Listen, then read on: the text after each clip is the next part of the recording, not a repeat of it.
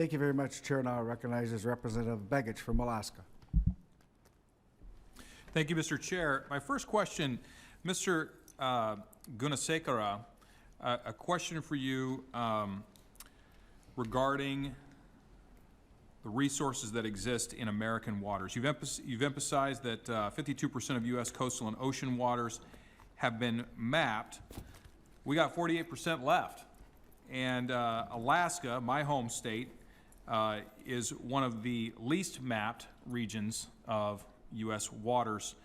Can you speak to how accelerated mapping and resource assessment would benefit both national security and states like Alaska that are eager to understand what resources do exist in our waters?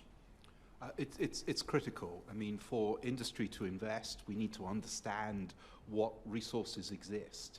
And we ultimately need to do full resource definition, understanding precisely what is the economic value.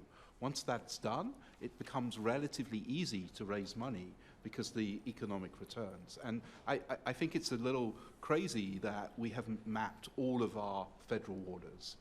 I think for national security, we should absolutely be doing that. And on the current plan, I think it's going to be around 2040 by the time this is complete.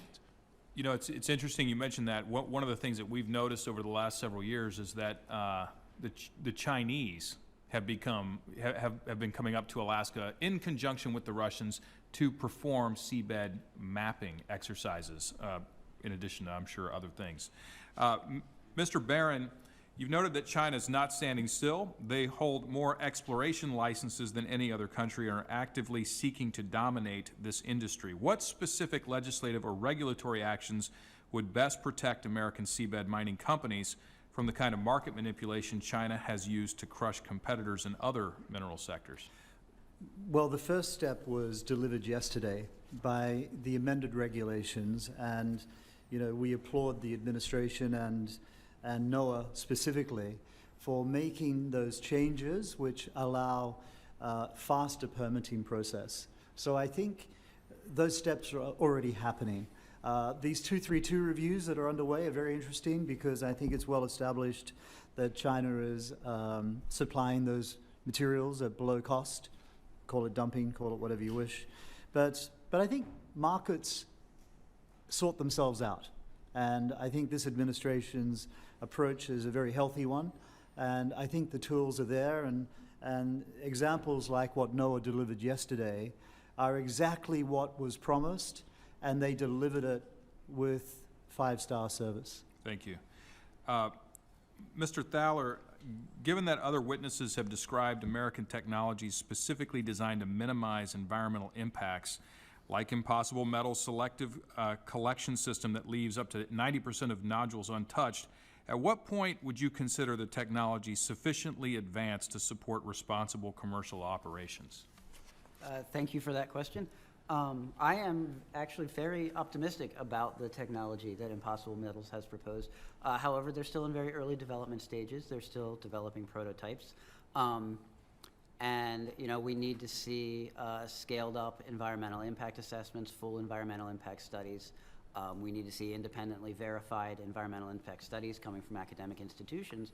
But I think the approach that Impossible Metals is taking in looking at reducing the amount of nodules collected from any given place is an interesting approach, and one that I am very optimistic to see the results on. I think the fact that this is now, we're entering almost the 4th generation of deep sea mining technology. We saw the early technology was dragging a beam trawl across the bottom of the ocean. Real easy to do, incredibly destructive to everything. They had slightly more sophisticated benthic sleds in the 70s and 80s. These tracked crawler systems with the vacuum systems are kind of the 3rd generation, where they're still, it's a heavy piece of equipment dragging across the seafloor, pumping up large amounts of seafloor, and now we have even more sophisticated systems coming online. I think that's a fundamental acknowledgement by the industry that there are environmental harms, and that even those who want to continue to develop the industry have, the environment as a core of part of what their approach is. And, I encourage this continuous iteration on the technology to find something that we can reach at least a begrudging consensus on.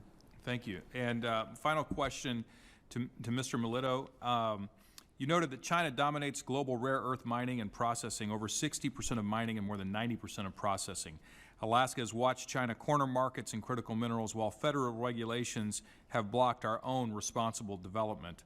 What specific reforms would most effectively signal to investors that America is serious about competing with China in this space? Well, I think that the legislation that Mr. Ezell has introduced is a great step because it codifies the executive order. We've heard some good recommendations about what BOEM can do through Interior in terms of making sure that we have clear timelines, clear steps in the process, and once you meet those, you can continue through all the way to commercial recovery. That's a big part of it. That's really the justification for the rule change that came out yesterday, was that you need to have the certainty that once you explore and find, you'll get to produce. So that was a big change. And just, making sure that, Congress stays on top of the agencies, NOAA and BOEM, because administrations change, and we want to make sure that we have stability. SPEED Act is huge. We are an organization that represents fossil fuels, mining, and renewables, and that helps everyone, and we want to make sure that we have certainty in the process and the permits and in the judicial side of the house so that companies can invest with certainty. Thank you. And with that, I see my time has expired. I appreciate everyone's testimony today. We value your feedback, and thank you for your participation.